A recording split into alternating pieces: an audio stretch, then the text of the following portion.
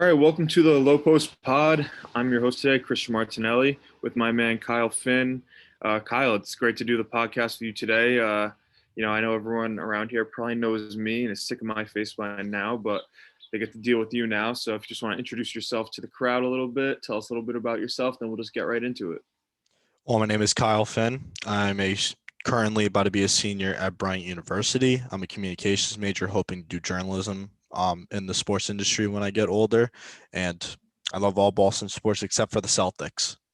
I don't really love the Celtics either because they give me heart pain, so it's all right. Um, so yeah, we've had week one. It was great to get back at it after a year away from the action. And we have some new teams in the fold. It was a great week one. There was a few blowouts, there were a few good games, but all in all, I think it was. I had a good time. I hope you did. I know it was your first time, so it was probably a little stressful, but I was happy to get back out there. Yeah, the only time it was really stressful was just doing stats because you got to pay attention Mm, to everything. You got to look up and down.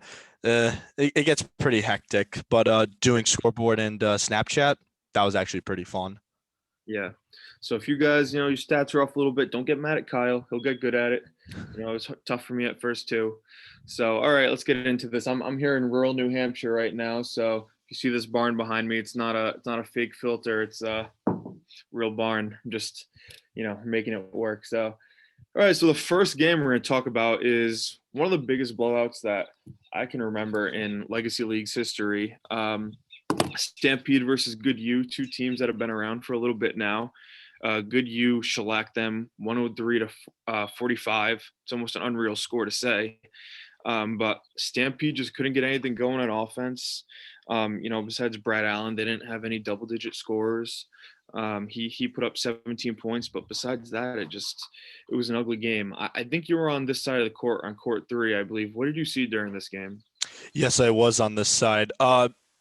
The reason why Goodyear was able just to win so big was because of doing four in and then four out. So every time that there was a break in the action, they would substitute four people in and four people out. Unfortunately for the Stampede, they only had six players playing this game. So they would only have two players on the bench. So they were actually getting more tired quickly. And of course, this is the first game of the year. So people, like stamina is not really the best right now. Trying to get back into into the swing of things because this is the first game back in 2 years since 2019.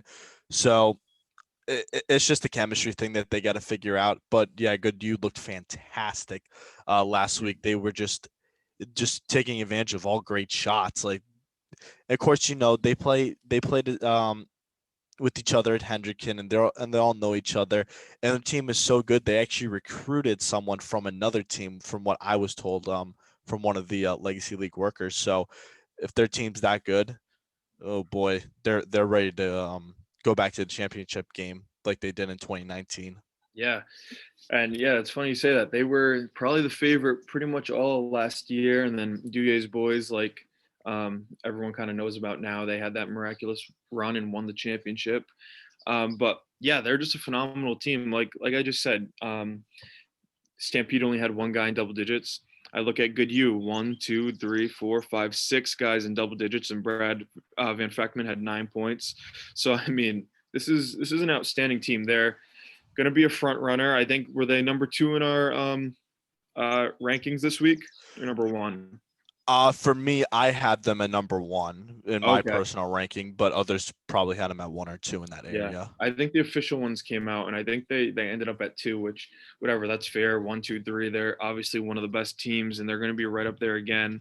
We can move on from this game because it was just a blowout, 70-point blowout. So what are you going to do? Hopefully the Stampede can do a little better next week because they're going to have an easier opponent. And we'll get into that a little bit later.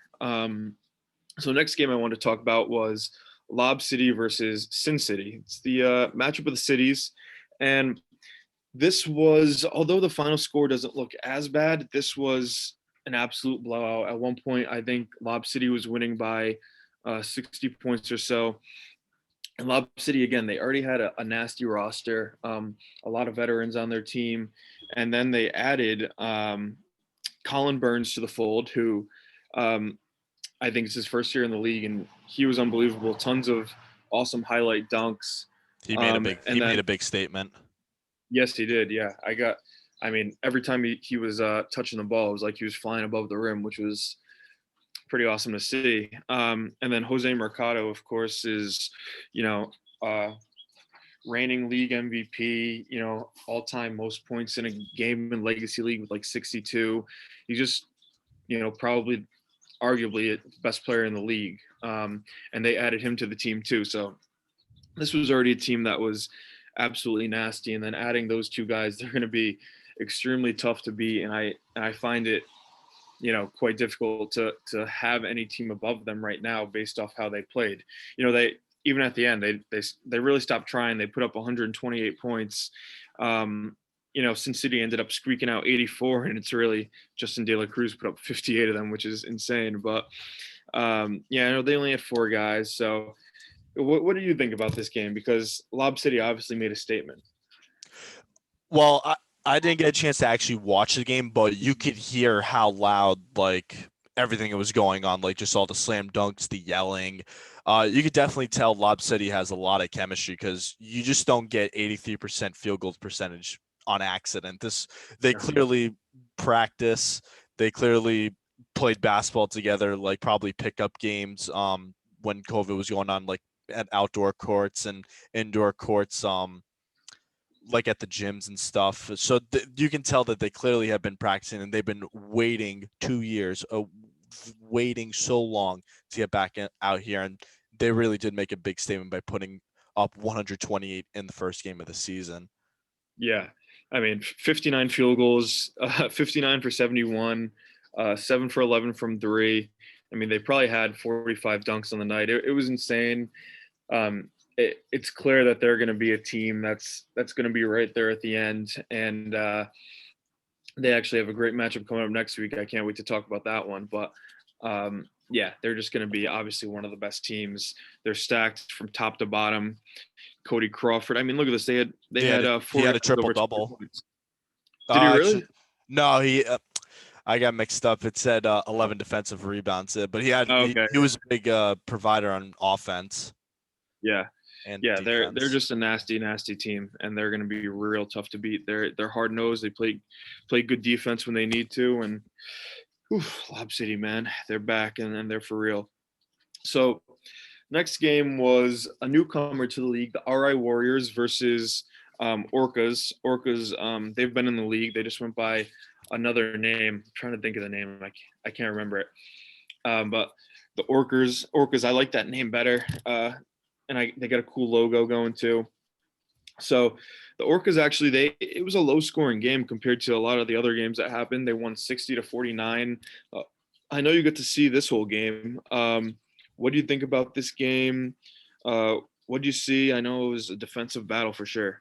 Yes, it was. I know the field goal percentages look different. Like the Orcas had 54% field goal percentage, but they actually had like a lot of turnovers from getting stolen a lot, and the Warriors were just very close. Playing uh playing close defensively, getting up in the ball, getting up in the passing lanes and stuff. The biggest thing for them though is they were just missing key shots at the end of the game, and you could tell like they were getting used to the 8 foot rims because I can guarantee you when they were practicing, most of the time you can't really find basketball hoops that are 8 feet like Huh. at parks. They definitely have to play at their home hoops, so you could tell that they were getting adjusted to this, and I could definitely see them pulling out a win next week, or at least more wins into the future. They can make a lot of noise in the playoffs later down the line. Yeah, I think the Warriors are actually, although it wasn't an overly impressive performance, I think they definitely have a chance to be a contender. I don't think they're gonna hang with the good U's and the Lob Cities and the Duyes boys of the world, but I think they can put up a good fight against anyone on any given night. Once they get the hang of it, I'm sure they're gonna be good. They definitely have some athletes, they have some ball players, and they're scrappy. So I think they'll be all right. The Orcas, on the other I, hand, yeah, you go. I was gonna say I think the RI Warriors might be able to pull off at least one upset because of their defense, because they're a pretty scrappy team. Like they won't shy away from getting rebounds. They're not afraid to get a little physical fouling because they know that uh this team against the Orcas, they kind of weren't really good at free throws. 5 of 12, 41%. So they're Yeah. not afraid. They're willing to take some chances. Right.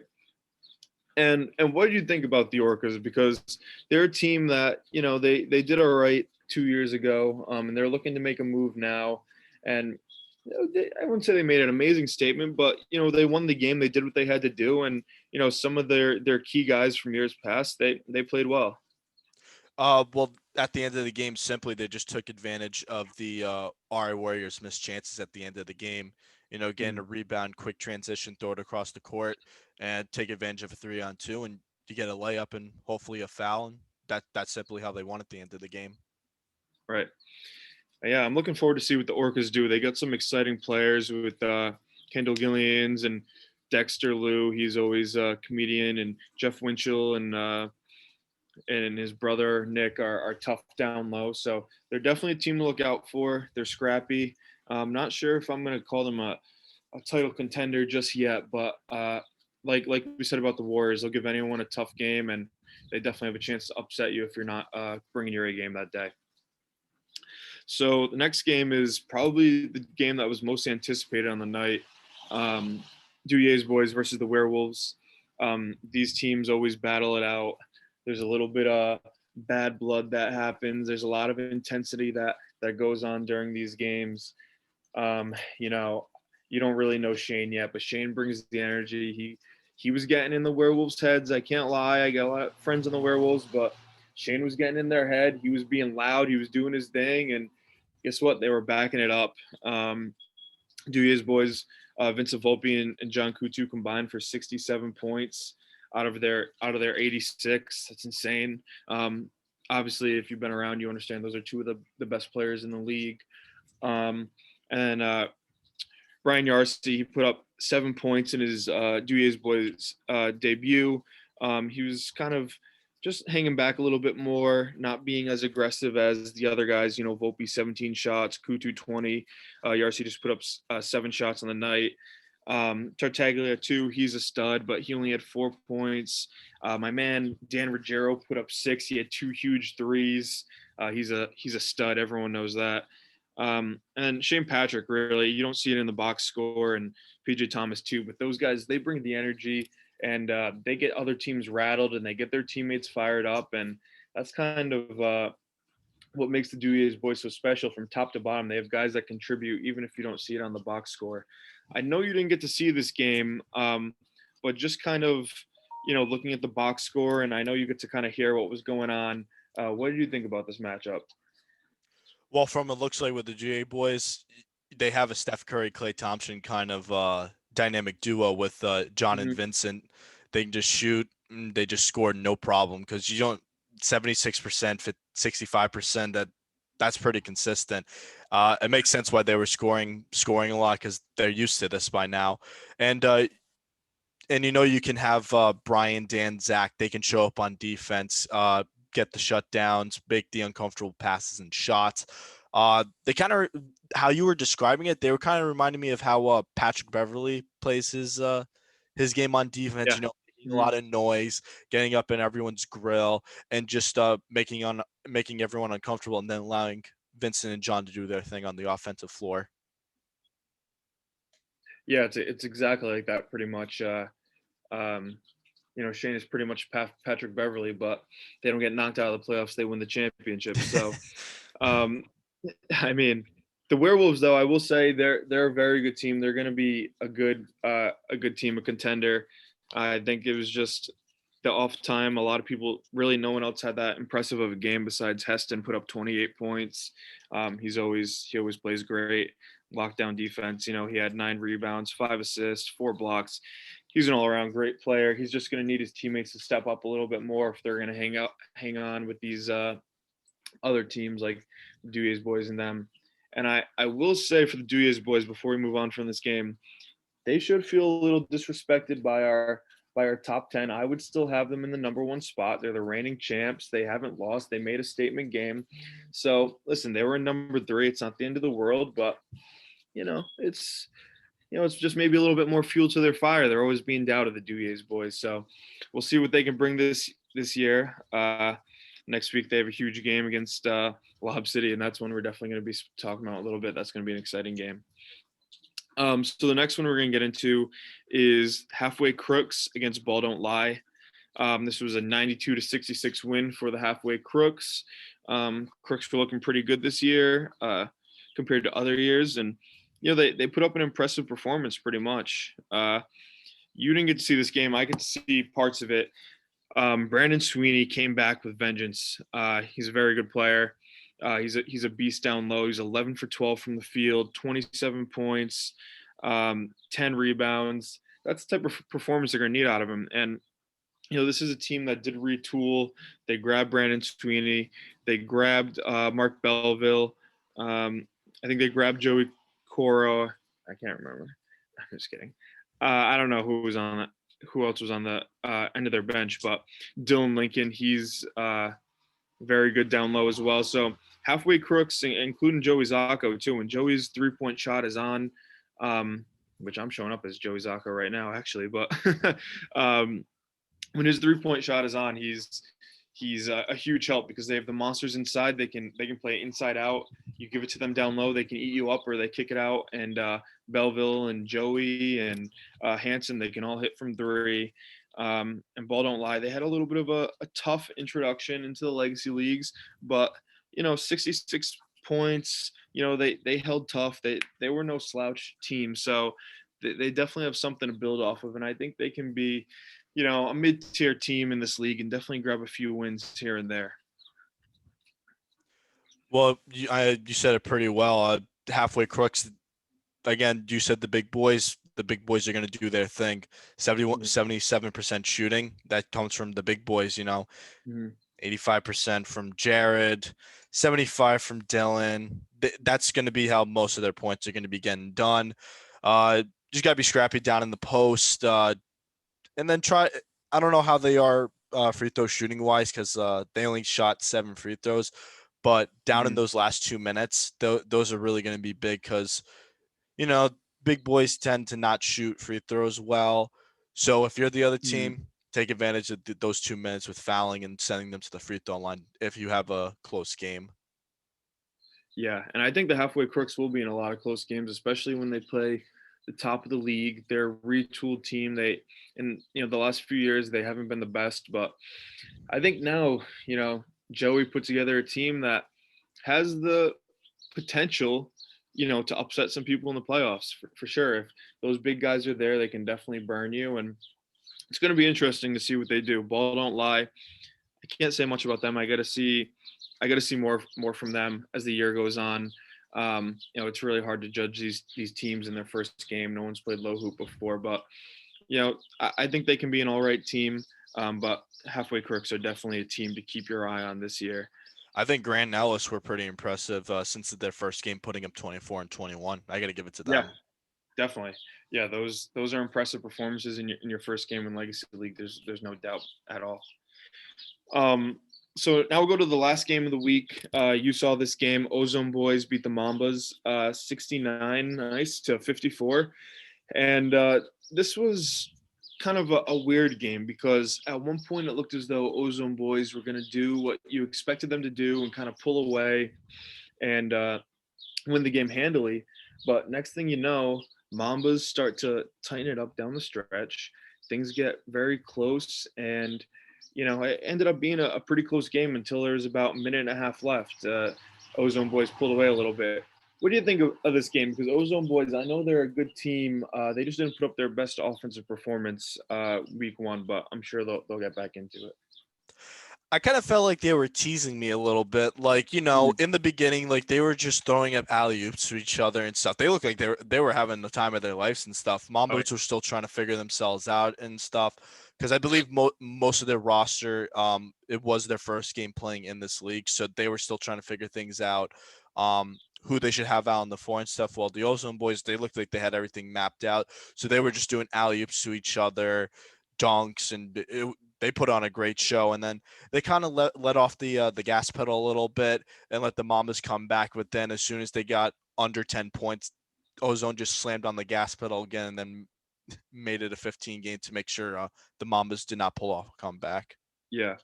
And for anyone wondering who the Mambas are, they're pretty much a retooled Basket Hounds. So everyone remembers the Basket Hounds. They were a debacle of a team, pretty much, just getting dominated every game 2 years ago.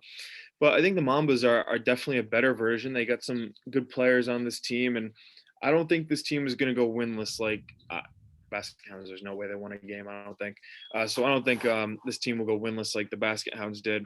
But the Ozone Boys, their performance won't tell it, the scoreboard won't tell it, but they are one of the better teams in the league.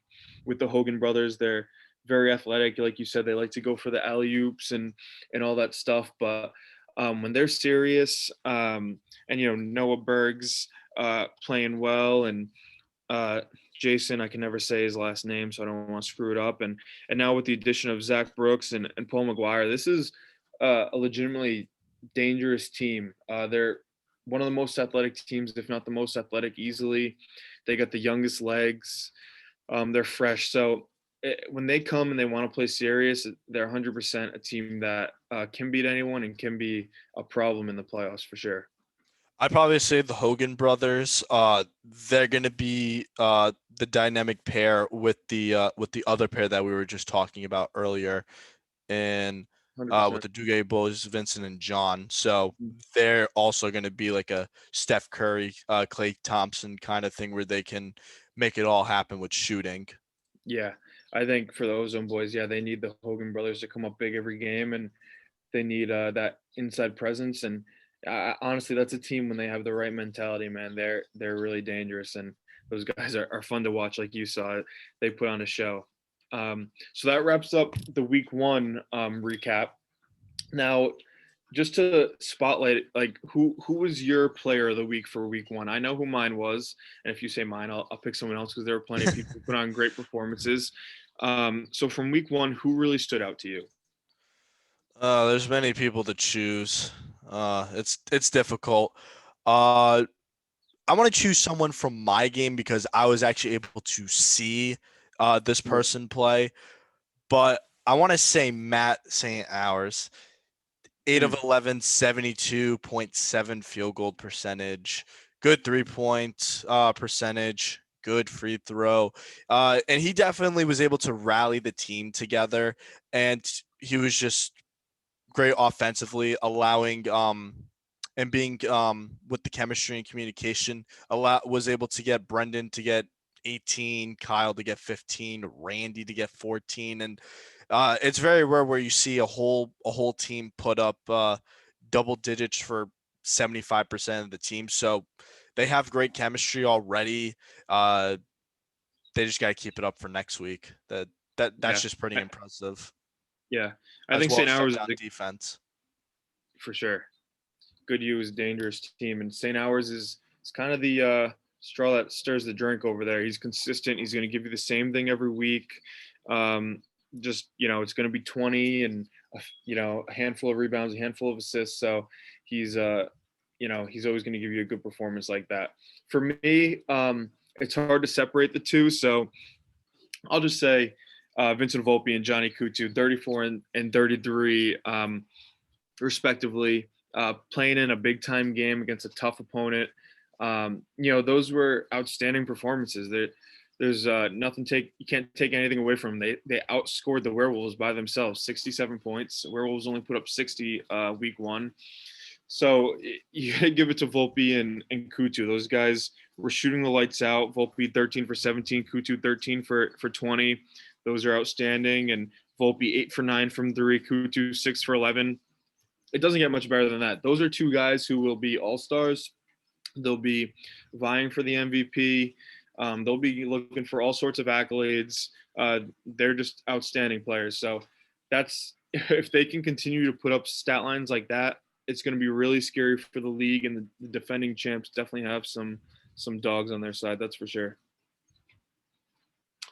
And I can't go without mentioning Justin De La Cruz. I know I mentioned it earlier, but 58 points, 24 for 29, insane game. A lot of his points came in garbage time. They were getting killed, but at the end of the day, 58 points to 58 points. You got to score him. So shout out to Justin. That's a sick performance. One of literally 4 points away from tying the all-time record. So that was a great performance for him. But in the end, it didn't matter because they lost by 40. So it was pretty tough. It's just a weird But situation for all Sin right, enough. City. It's just I a know weird it is. situation Four for Sin guys. That's City. Yeah. yeah. You gotta have more than four guys if you want to compete in this league, or you gotta be in the best shape of all time, which I don't know if anyone is in this league. So that's tough for them.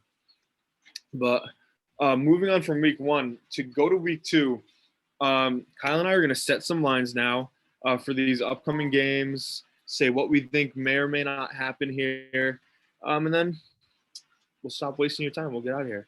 So let me just get over to the schedule real quick for week number two, which I'm unfortunately not going to be there for, but I'm looking forward to see what happens. So game of the week, in my opinion, or co-game of the week, I guess. Werewolves versus Good U. I know you're high on Good U. Werewolves had a tough start coming out. Um, I have a number in my mind that I'm thinking of, but how much do you favor? I assume you're favoring Good U. It's your number one seed right now, in your opinion. So how much are you favoring Good U in this game? Uh, this is a difficult one. I would probably say a good 10-point win at least they're getting. 10 Yeah, points. 10 points. Mm-hmm. That's fair. I set my line here at 8.5 points in favor of Good U. I think I think 10 points is reasonable too. I just think the Werewolves are going to come out much more hungry. I don't see them getting their doors blown off again. So I honestly do see this being an extremely close game. Um, so yeah, if you want to say we can meet in the middle, you said 10, I said 8.5. You want to meet at 9 points. I think that's a reasonable line based off of the week one results. And based off of that line, where would you go? Would you think that you think the Werewolves will cover that, or you think Good U is gonna beat them pretty handily? It all depends because Werewolves need to cut down on the Good Use transition defense to offense, because literally what Good U was doing was literally as soon as they got the rebound, full court pass right down to half court, and they were Yeah, immediately in a 3-on-2.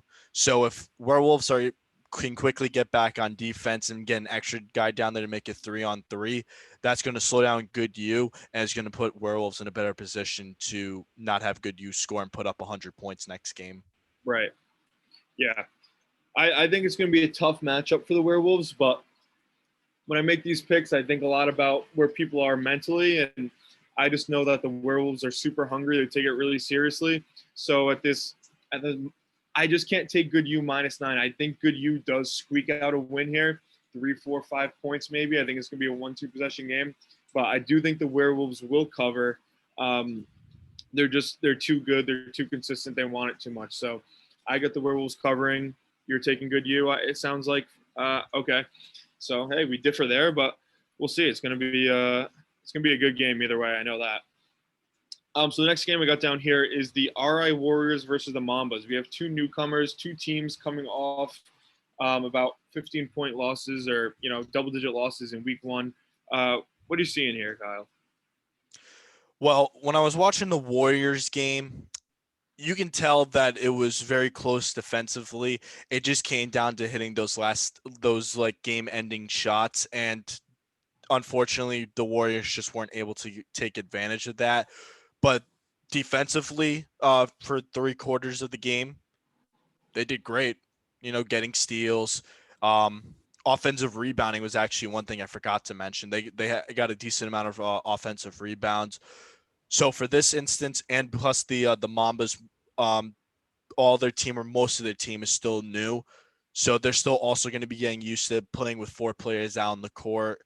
It's a little different than doing with 5 and 3, so 4. And they have a different situation with subbing. They don't all do 4 and 4 because they have a big enough team to do 4 and 4, but they do Right. 2 and then another 2. And so it's a little different than what other teams are doing. So I think they're still trying to work out their chemistry about who fits together in terms of duos. So I'll take the RA Warriors this game. Yeah, I think the Warriors are definitely going to win. Right now in my head, I think it's going to, I'm thinking like a 15 and a half, 16-point line here. I think that's reasonable as the war. I think later in the season, I would probably favor the Warriors by more, but I think they're still trying to figure out their shooting stroke. Only 49 points week one. So I'll favor the Warriors. I'll just go 15 and a half points here. Um, and I do actually think the Warriors will cover that. I think the Warriors are too tough, too big, too mature for the Mambas at this point. Um, but the Mambas are definitely an improved version. I wouldn't be surprised if they were able to keep the game close. They showed they were gritty against the Ozone Boys. And when you see that 15 and a half point number, what do you think? Do you think the Mambas have a chance to keep this game close, or are the Warriors just going to kind of blow them out of the water here? I'll probably say by halftime it's going to be close, but I think the Warriors are really going to turn it on, taking advantage of that halftime break. They're going to because they have good communication. They're going to talk together in the corner of the gym, and they're really going to say, "This is what you need to do. This is what you need to do," and they actually do it. They actually take each other's advice very to heart and actually apply it to the game. So you said a 15-point cover. Um, I'll say 20 for RA Warriors. Okay. I think they really will hit their shooting stroke. Yeah. All right. So we're both on the Warriors here, and whatever. If the Mambas prove me wrong, I'd be happy to see it because the Basket Hounds had some real dark days a few years ago. So I'd be happy to see them be successful. All right. So this is the game of the week. Could be the game of the year already in week two. Possible championship preview. Duyes Boys versus Lob City. I mean, this is going to be an outstanding matchup. We saw what they did in week one. I've seen in the past what these teams were able to do. Just solid teams. For me, almost impossible to separate these teams. I couldn't in my conscience, I couldn't separate them and say this team's a favorite, this team's a favorite. Honestly, after they both played excellent week one, so I put this game as a pick 'em. Honestly, I think it's you pick either side, and whoever you think's going to win, that's your pick because this is going to be a super tough game. What are you thinking about this one, Kyle? For me, I actually know someone personally on Lob City. He coached me for basketball. This is Nuri Mahmood. So I've known him personally, and I talked to him a little bit last week, and he said him and his team are ready to play, and they're ready for any challenges, especially the boys, of course. So I like your pick 'em, but I want to favor Lob City by -2. But it is going to be a very I close think that's game. too. Yeah, I think the addition of Jose Mercado and the big man, his name's slipping me, but he, like we said earlier, he put up a awesome performance, high flying dunks. I think those two additions make them extremely dangerous, especially as they learn to play together. I think it's fair to favor. We can meet in the middle again. I think it's perfectly fine. We just meet at -1 here, and just say Lob City favored by a point. Man, I haven't gone. I was a huge Duyes boy guy last 2 summers ago. My claim to fame is like I had Duyes boys going all the way, and they went all the way. So I got to continue to ride my guys until they prove me otherwise. I'm gonna say Duyes boys cover, and if they cover, obviously they have to win. I think this is again a 1-2 possession game. Could come down to a last shot here, and really it's not hard to see, expect this game to go either way. It just stinks that this game happened to only be week 2. I wish this game was a little bit further Yeah. in the season so we could truly see Yeah. where these teams stack up in the standings. Right. And I do feel confident that this game will happen again down the road. So we got something to look forward to, I'm pretty sure. But yeah, that's going to be the game of the week. You're on Lob. I'm on Duyes until they prove me wrong. I can't wait to see that. Whatever court that's on, I won't be leaving. Well, actually, Court one at 8:00. Yeah, that's on court one. Yep. All right. Next game is Halfway Crooks versus the Orcas. And This is a tough one because the Orcas were better than Halfway Crooks 2 years ago. But the Halfway Crooks looked a little bit better week one. I'm not really sure where I sit here. I had the Orcas slightly favored in my mind, but the more we talked about it, I don't really know where I stand. Let me know what you think because it's hard for me to split these two. Well, if Halfway Crooks have the offensive performance they had like last week's performance, I would probably say go. I'd probably say go Crooks, and I'm going to be confident and say go Crooks because with the Orcas, they kind of were playing at the same pace as the RA Warriors, and it was just a very back and forth game. Like the RA Warriors would make a shot, Orcas would make a shot, they would miss that kind. So it was just very back and forth until the very end. Uh, Yeah. if the Crooks jump out very quickly at the beginning, I'd probably say a quick 10-0 run. I think we could see the Crooks really put the pedal down and just Mhm. explode off. So for me, I would probably take Halfway Crooks. I would probably say in this instance, a confident -10. That's a big number, and here's the only reason why I say that's a big number is because although Halfway Crooks and we talked about their inside presence earlier, although they have a great inside presence, Jeff Winchell, one of the best defensive players in the league, he's a big body. Mike Winchell, he's a big body. I think the Orcas have a chance to stifle that a little bit. Now, I think Halfway Crooks definitely deserve to be favored. Um, I just don't know if I can go as far as 10. I might be able to go 7.5, 6.5, one of those. But I just think the Winchell brothers down low, they're so tough. It's not going to be as easy for Brandon Sweeney. Um, I don't know if we're going to see another 27-point performance out of him next week. So what do you think? We land at like -7, I'll do -8 with you. -8. All right, Yeah, -8. deal, Because here's deal. the thing, though. The 3 points, you got to understand the 3-point line's there. It doesn't always have to be layups and dunks. Yeah, yeah. And if Joey can get it going, the Orcas can be in trouble. Um, I'm gonna take the Orcas because, like I said, I am thinking a little bit closer. I'm thinking maybe the Orcas get beat by 4 or 5 points here. What are you thinking? Are you gonna take the 8 points? It seems like you want it. Yeah, I'm a risk taker, so I'm gonna Yeah. take it. Hey, why not?